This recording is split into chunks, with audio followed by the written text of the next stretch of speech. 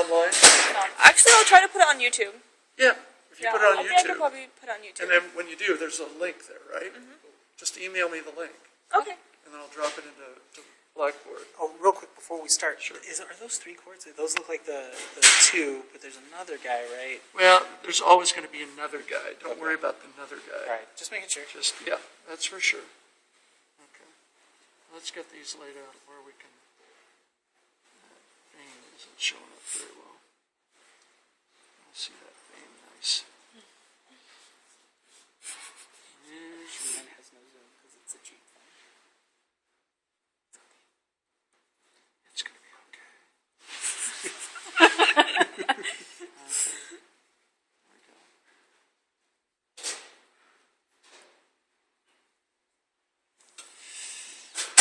go. Okay. We'll start here and work our way out, huh? Okay. So the muscles here in the forearm are the flexors with this face up. And the muscles here in the arm itself are the biceps brachii muscle, right here, and the triceps brachii long head. There are 4 cords here. There's 2 nerves and 2 blood vessels. 2 blood vessels are the brachial artery and the brachial vein. The 2 nerves are the nerve nearest the tricep muscle is the ulnar nerve, and the nerve nearest the bicep muscle is the median nerve. Good? All right. Now, that brings us up into the chest area here, and let's pull this down. So we got that. Now, here's the clavodeltoid muscle, which we can see from the other side with the other deltoids. Here is the pectoralis major muscle with its fibers running horizontally across the chest. It's the superficial muscle. The deeper muscle here is the pectoralis minor, which, like so many other muscles, is bigger than its name. It's the pectoralis minor. And then here is latissimus dorsi running toward the back. Okay? So 4 muscles here, 2 muscles in the arm, and the blood vessels and nerves, the flexors on the forearm. Good? Okay. So that's this face-up side of the cat. Let's turn it face down now. Okay. Now, in this position, let's start right here. Okay? There are 3 trapezius muscles here, right? And they go clavotrapezius, acromiotrapezius, and spinotrapezius. Together, they make the basic shape of a human trapezius, right? There is a levator scapulae showing here that you can't see in a human. Because the levator scapula in a human is covered. The 2 pieces of trapezius come together and you can't see it, all right? Now, the same 3 trapezius names, clavo, acromio, spino, are lent to the deltoid muscles, which are here from the shoulder, right? Trapezius muscles always go from the back to the shoulder. Deltoids always go from the shoulder to the arm.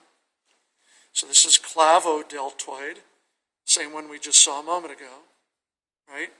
This right here, with a vein crossing it, is acromiodeltoid. And then this one right here, I always think it's shaped a little bit like a football, is spinodeltoid. So clavo, acromio, spino. Same pattern of names. These 2 muscles belong together. And then finally, here you have latissimus dorsi. Okay? Now we cut latissimus dorsi. We cut spinotrapezius. We're folding those 2 up out of the way. We cut acromiotrapezius. We're folding it down. Now we can see the scapula. Shape of that.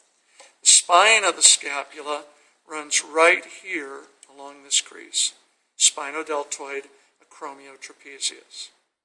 So the muscle laying on the surface of the scapula above the spine is supraspinatus muscle. The muscle below it, right here, you can see it right there, is the infraspinatus muscle. It runs underneath the spinodeltoid right here. And then right below that, this muscle right here is the one we call teres major. Those are the muscles here. If you're on the surface of the scapula, you can see underneath, too, the muscle that clings to the deep side of the scapula. This is subscapularis. Good? Now, that also allows us to see these muscles that are holding the vertebral border of the scapula to the vertebra themselves. These are the rhomboids. And there are two rhomboids here. There's rhomboid minor, again the size is wrong, and rhomboid major. I sort of tell them apart. This is a finger of muscle coming to the superficial side of the scapula, whereas all the rest of this rhomboid is attached deep to the edge of the scapula. Rhomboid minor, rhomboid major. Good? And then lastly, right in here is this muscle that has little fingers running to the ribs. It's in fingers because it attaches separately to each rib. This is under the armpit, under the latissimus dorsi. This is called serratus anterior. So, serratus anterior, two rhomboids, two suprainfraspinatus, subscapularis, and this teres major. That's the muscles deep to the trapezius here. Okay, last, down here on the arm. Okay, we found and dissected off this lateral head of the tricep muscle. Right, it's attached up along the edge of the spinodeltoid. And when I lift it up, I can see the long head of the tricep muscle, same one I saw from the other side. The medial head of the tricep muscle. There's your three origins. And then the rounded muscle here at the front of the arm is the brachialis muscle. Along with the tricep, down here in the elbow area, you'll see a darker colored muscle who's shaped a little bit like a triangle with a point at the top here. And this is called anconius, or anconius, however you want to put that. So this is a partner, this is an extensor muscle, a partner to the tricep. Last thing here then are the nerves that come out from between the medial head and the brachialis. These are radial nerves. The one that appears to be short is actually long, but it runs deep under the muscles, so it's called the deep radial nerve. The other one here is running superficially down the forearm. We call it the superficial radial nerve. And then, of course, you don't have to know these muscles individually. These are the extensor muscles then of the forearm. Ta-da! There it is. Let's do the legs. Good? Yes. Oh, now you want to do the Yeah. legs? Okay. And the arteries. You're a Okay. good sport. Thank you. All right. You better get good grades on this. You better. I better see good grades if I'm going to go to all of this trouble here. Okay. Okay, so I guess since we're face down, we'll start right here.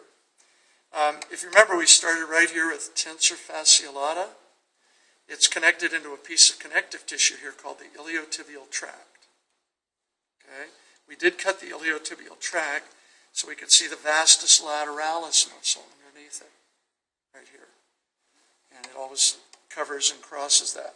Right behind it, this large cut muscle is the bicep femoris muscle. Right? So these are the muscles in the thigh.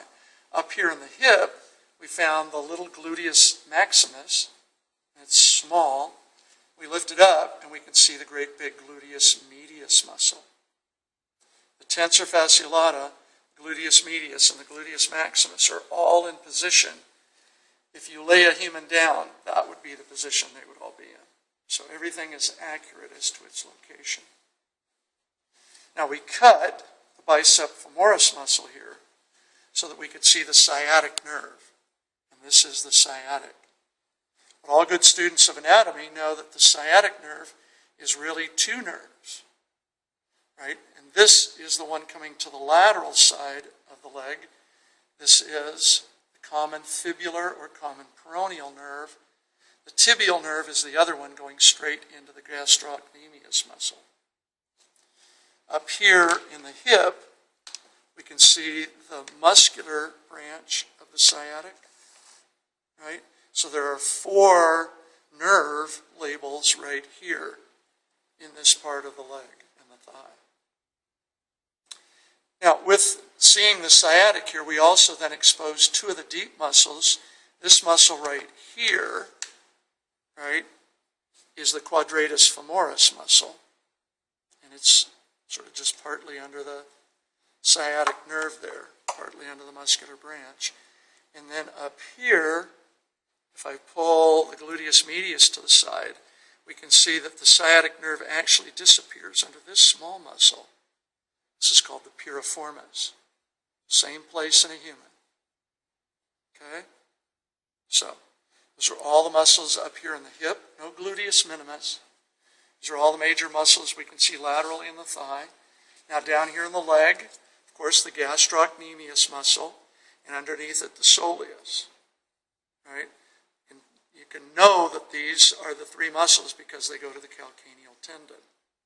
We also opened up the gastrocnemius so we could see the plantaris muscle too.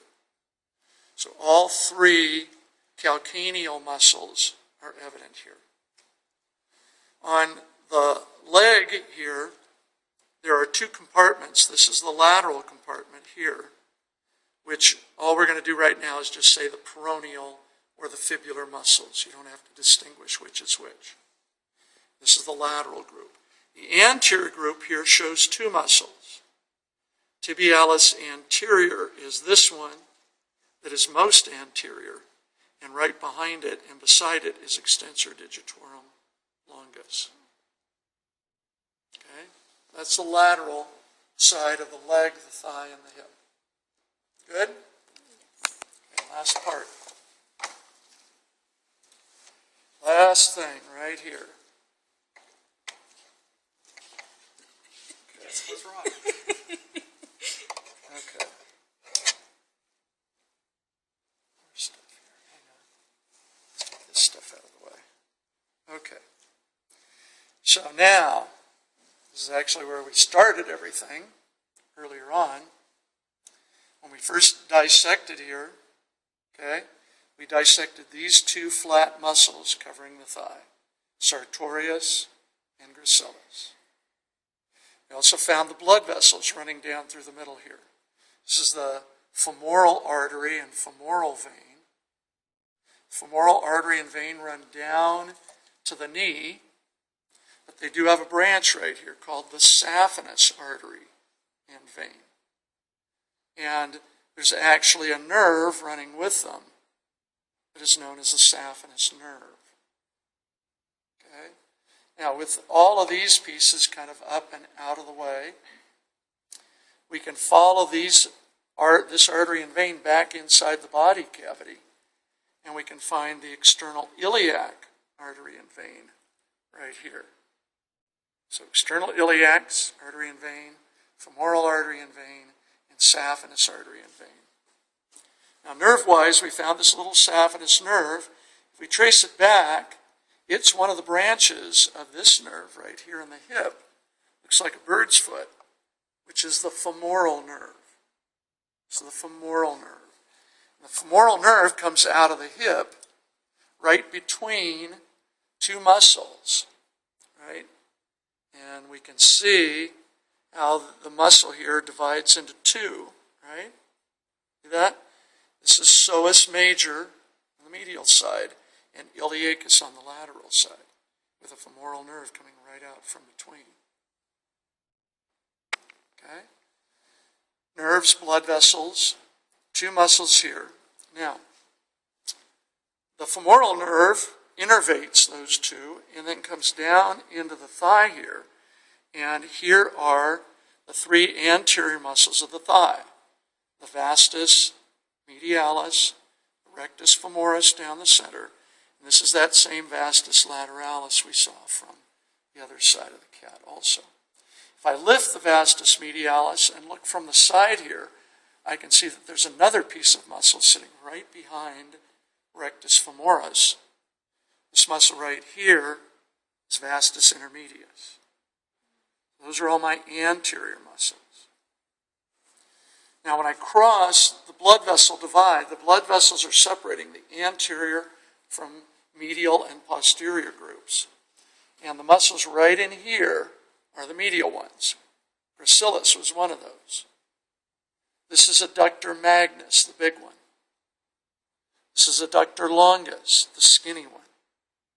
And right down in here, between the longus and the vein, is the pectineus muscle.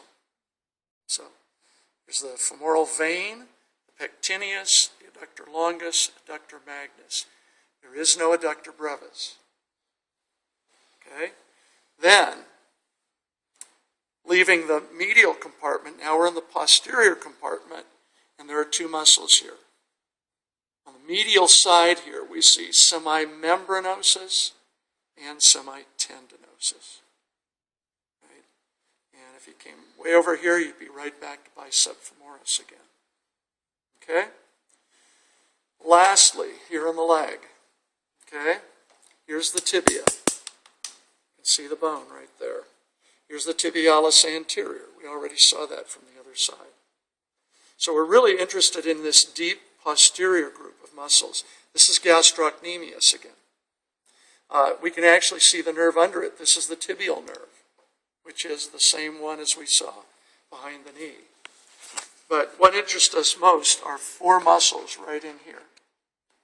This muscle right next to the bone with the skinny tendon here is flexor digitorum longus.